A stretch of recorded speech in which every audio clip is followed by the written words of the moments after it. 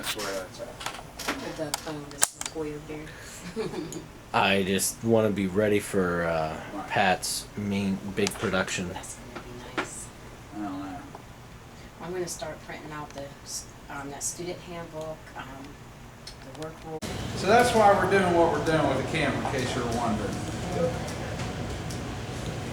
And the other thing I want to mention is the importance to pay attention to what we're talking about, because one of the other things that is new on the audit this year is the auditor, when he comes around, is going to randomly ask you, so what did you learn about the last safety training?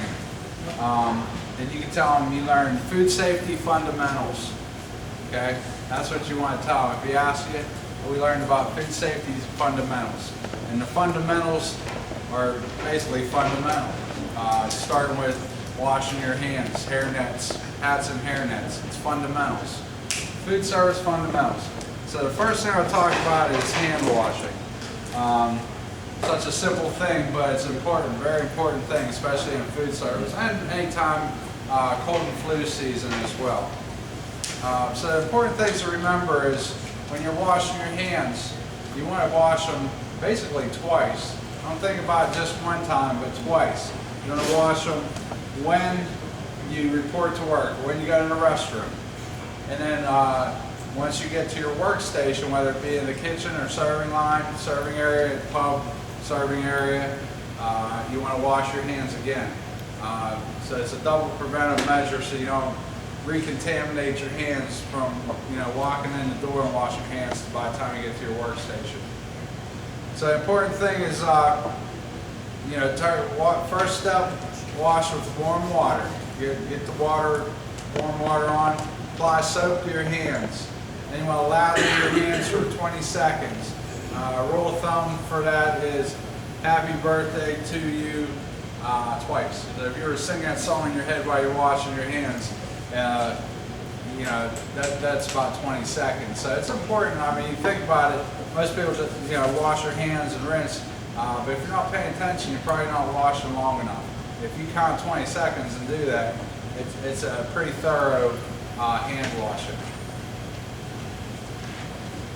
Make sure you're cleaning thoroughly under your fingernails and between your fingers as well. Then rinse your hands thoroughly with warm water and dry your hands with a disposable towel, or we don't have them here, but some places have the air blowers. When you after you dry your hands, you should actually leave the water run until you dry your hands. Then you can use that towel to shut off the valve. Because if somebody has dirty hands and they turn the water on to wash their hands, and you go to shut it back off, you just recontaminate your hands from whatever was on that nozzle or on the spigot. And then the other thing you do after you wash your hands, you can take that paper towel and still hold on to it, open the doorknob with it, then throw the towel away. So important things to think about, especially during cold and flu season as well. Or if you're like, we don't have it here, but some public restrooms have doors that swing open and don't have a knob. Good thing to do is, I always use my shoulder or elbow to push the door open after I wash my hands, because once again, you don't know who's been in there and just went to the bathroom and just pushed the door open with their hand, and you go and touch it again and recontaminate it. Any questions on hand washing? Okay. Next thing I'll talk about is glove use. We have gloves everywhere, all buildings, all workstations. They're disposable. They're meant to be worn, thrown away.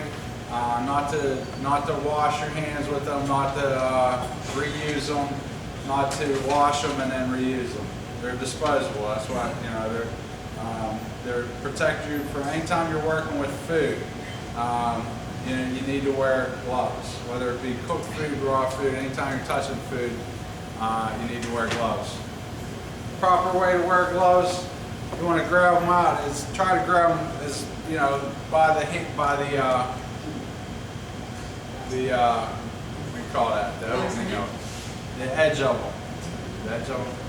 Okay. And when you put them on, because if your hands, you don't want to get them, drop them on the floor, or try to get them all dirty before you even get them on. So try to, be careful about putting them on. Get your gloves on. Use them for whatever you're using them for, and change them frequently. They're disposable. We buy them. We'll make sure that we have enough of them. Anytime you're working with food, you want to wear them and you want to change them. If you switch from working with one product to another product, change your gloves. If they get ripped or torn, change your gloves. If you're working with raw products, change, then you're going to go slice some bread, change your gloves. If you cutting something and you move the trash can and pull it over towards you, change your gloves. If you go like this or go like this, change your gloves. Okay? I can't say it enough. Disposable gloves, change your gloves. Okay? Any question on that? And when you throw them away, same thing. Without contaminating your hands, if you work with raw product, grab them right at the edge, just pull it right off, and you got it off, and you can throw it away. Okay? Same like that.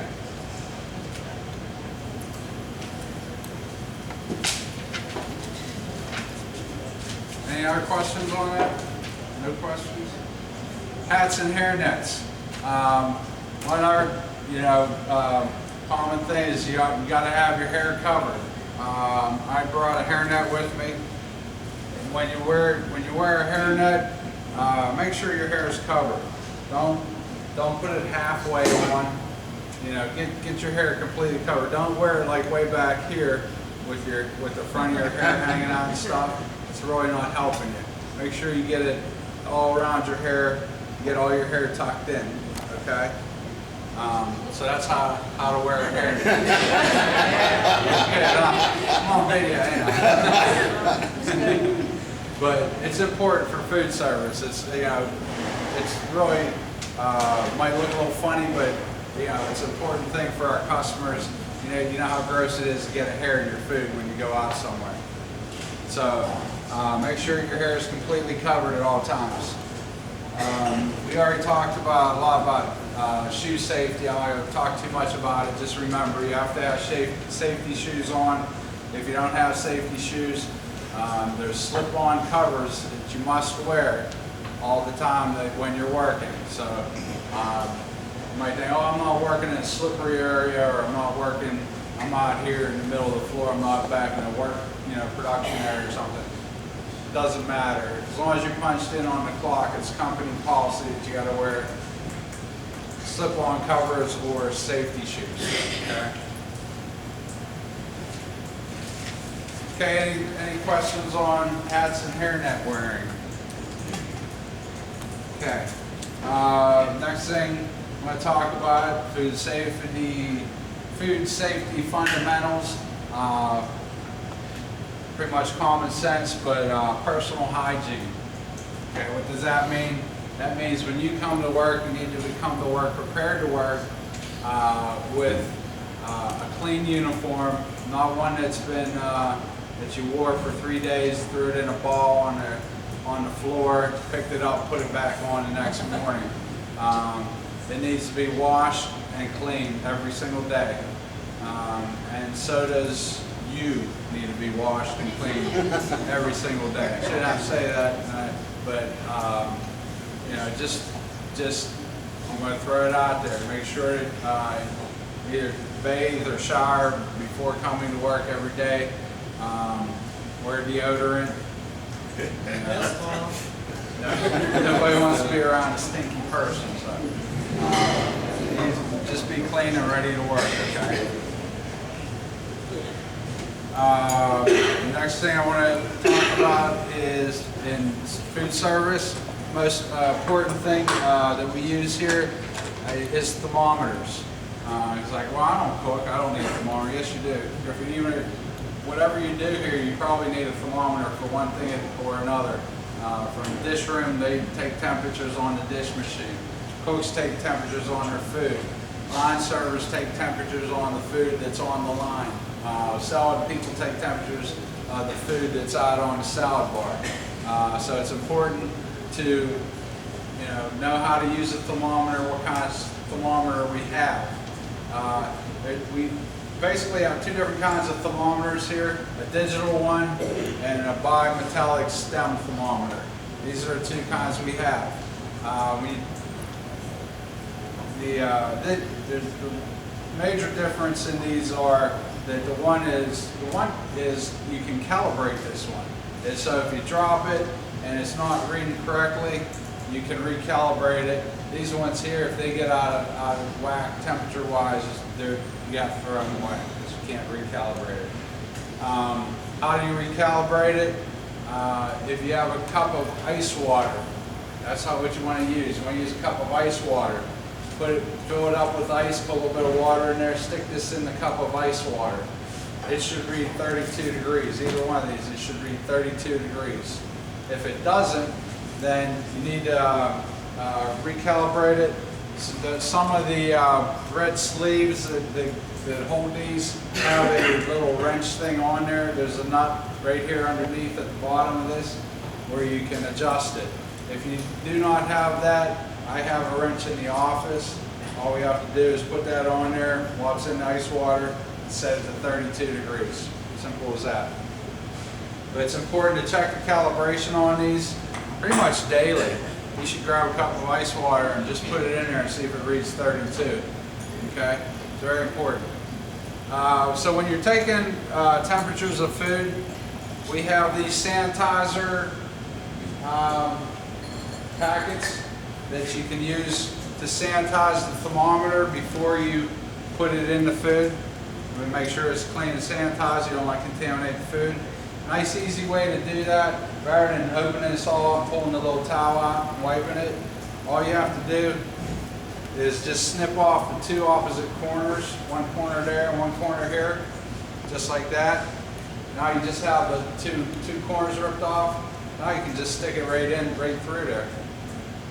Just like that. It's up against that pad, just give it a twist and pull it through. And if you're not sure, did I actually get it or not? One thing, you can smell that alcohol in there. Don't taste it. Don't take your temperature with it. But you want to sanitize your thermometer before you take temperature. Now, one thing you want to know is how to use this. If like say you have a roast or a meatloaf or something, you don't just jam it down into the bottom because you're going to get a false reading. This has a little dimple on it right here. Actually, this was like a little pinhole almost, but there's a marking on it. That's where the temperature is going to be taken. On this one, I think it's at the tip of this thin spot. It gets a little thicker right here. So you got to know where your best reading is going to be. It's not down here at the bottom. It's back a little bit. So you want to make sure that try to aim for that being in the center of the product, because that's probably the part that's the coldest. The outer edge of something is going to be a little hotter from baking than it will be in the center. So make sure that you get that right in the center of the product that you're temping. Any questions on thermometer use? Okay. Next thing I want to talk about is cooking temps. Now we know how to use a thermometer. There's proper cooking temperatures that you need to follow and proper holding temperatures you need to follow. And we have a book in the kitchen. Each station should have this book. In this building as well as other buildings, should be taking temperatures and recording the temperatures. That's very important for a couple reasons. One, it's part of the audit, but more importantly, to protect ourselves and our customers. So if there's an outbreak of flu going around and somebody says, oh, I got sick eating at the cafeteria, and then 10 other people have the flu and they go, oh, I got sick too, then next thing you know, they're starting to wonder, was it the cafeteria, had food poisoning or something? And once you get that on your reputation, that's hard to shake. Ask any restaurant chain that's ever gone through that, even if it wasn't their fault. Once the media gets a hold of that and puts it out there, you hear, oh, I heard a bunch of people got sick here. Are you going to go eat at that restaurant? Probably not. I don't know. I wouldn't be like, I'll stay away from there. You know, so you don't want to get into that, get that mindset in everybody's head. So the most important thing is to be able to prove that you cooked the food to the proper temperature, you held the food while it was being held in a warmer, proper temperature, or in a refrigerator, proper temperature, and you can show that you had temperatures of that food while it was on the serving line. So that's why we do that, to protect ourselves and our name. We don't want to, spoil our name and get a bad splash on our name. So recording the temperatures, you need to record cooking temperatures, holding temperatures, cool down temperatures, and reheat temperatures, 4 key areas. Now on our temperature logs, there's cooking temperatures, the proper cooking temperatures for all these items, which basically, for instance,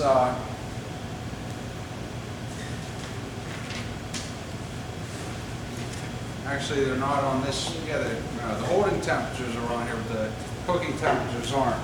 But there's, we have it posted in the kitchen, but just to review real quick.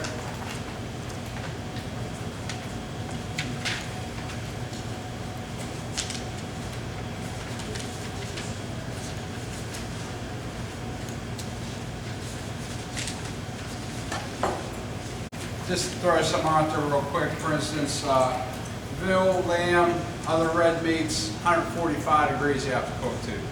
Poultry, chicken and turkey, you got to go to 165 on that. Ground meats, ground beef, ground pork, ground veal, anything that's ground up meat, 155.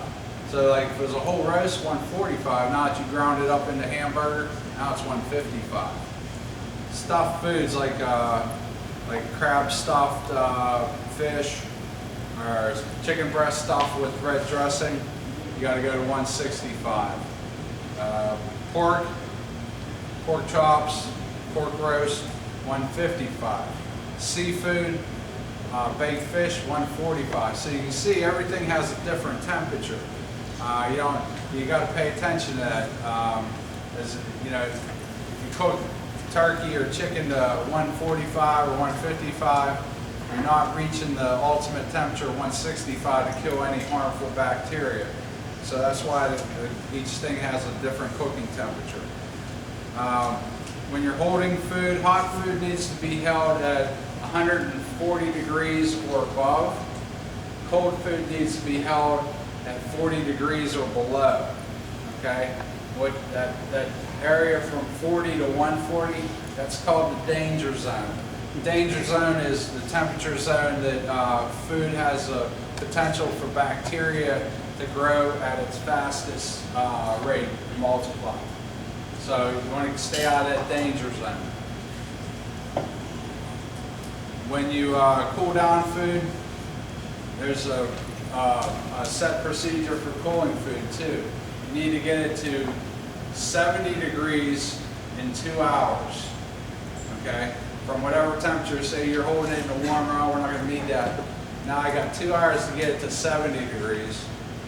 And then from I got 1 more hour to get it from 70 down to 40 degrees, okay? So you got 2 hours to get it to 70, 1 hour, and you have to document that. You gotta take your temperatures, okay? And when you cool it down, you put it away, you want to only leave it in a 2-inch shallow pan. You don't want to put it 4 inches, 6 inches deep, because it's not going to cool down quick enough. If you have a big top round of beef, you need to cut it and quarter it into sections so it cools down faster. When you cover it and put it in the refrigerator, you want to poke some holes in that so it doesn't hold the heat in. You want to let that steam and heat escape out of there so it cools quicker. All right? So that's important. Now, then when you reheat it, say you had some sloppy Joe, you're going to use it again for another meal or something else. Now it's a second reheat. Even though it was ground beef, it needs to go to 155. Now that it's a reheat, regardless of what it is, when it's a reheat, it has to always go to 165. And you need to record those temperatures in the temp log book. Each unit should have one. If you don't, ask your manager, where's this book at? Because I've never heard of it, or I need to, take temps and write this stuff down. If it's cold items, I'm talking mostly about hot foods, but I want to mention soup and salad bar.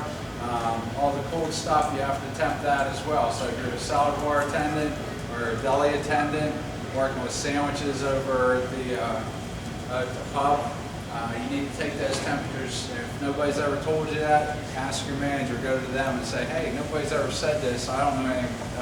They were talking about at the meeting. Should I be doing that? The answer most likely is going to be yes. And thank you for asking about it. So be proactive with that and ask about it. Okay, any questions on food cooking and temperatures? Prevent cross-contamination. Everybody should be aware of that. Basically, if you're working with knives, anything, you're working with raw food, if you're laying out some chicken to thaw for tomorrow, or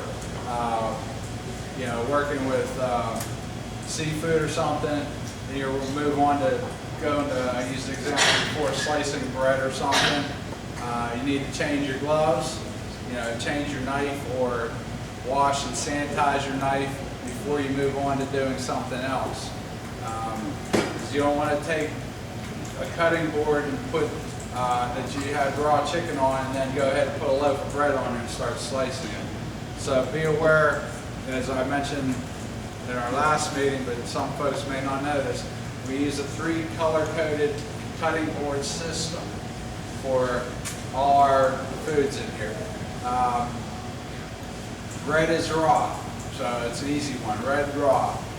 Anything that's a raw meat, you always want to use a red cutting board. Now if you have a cooked top round, now it's not raw meat anymore, it's cooked meat, you want to use a white cutting board. So basically anything that's ready to eat, so like bread's ready to eat, any kind of sandwiches that you're made and cutting, that would be ready to eat food. Meats that have been cooked, ready to eat food.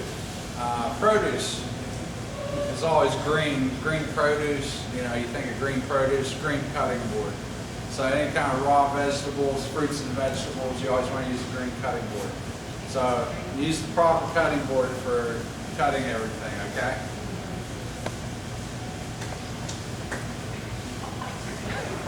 A couple more things just to go over real quick. Food storage and receiving. Whenever food comes into this unit, if you're a stock person, just kind of verify from when it's coming off the truck. Is it on a refrigerated truck? Is the refrigeration on and working? Is it on a freezer truck? Is it working? Or did their truck break down and they decide to just throw it in the back of a pickup and bring it down from 4 hours away? Is there signs of the product being damaged? Is the box all soggy and sweaty? Is there a large amount of ice crystals or ice built up on the outside of the box? Is the box damaged, or is the packaging ripped open? Those are kind of signs that it's not being delivered in a safe manner. Once it gets inside, check the temperatures on things. Are the frozen products frozen? If it's the dairy products, are they 40 degrees or below? Storage, when you put it into a refrigerator or freezer, put it in properly on the shelves, not just on the floor. Everything has to be 6 inches off the ground. Things need to be stored in a proper manner, whereas raw foods are always on the bottom shelf. Never put raw foods on the top shelf. If you put raw foods on a top shelf, it drips down. It could potentially drip down on something, and next thing you know, it dripped on the lunch meat. You got raw chicken juice in the lunch meat. Somebody eats a turkey sandwich, not knowing there's raw chicken juice on there. It dripped on there. They get sick. Okay. That's the idea. So, you know, fruits and vegetables, cooked foods, raw foods at the bottom, always on the bottom. Also with the raw foods, as we talked about, cooking temperatures, the same exact thing. You wouldn't want to put raw chicken above raw beef, because raw chicken's got to cook to 165, the raw beef only got to cook to 145. So now that raw chicken juice drips on the raw beef, cook the raw beef to 145, and now you didn't reach the 165 to kill that chicken bacteria. Okay, so it's important. So with that, somebody's like, well, I don't cook anything. I never work with raw food. But one thing you do, I know you probably put something in the refrigerator, and if you do, make sure it's covered so the plastic wrap is sealing it so it doesn't get a lot of air drying it out, as well as potentially something else falling in or contaminated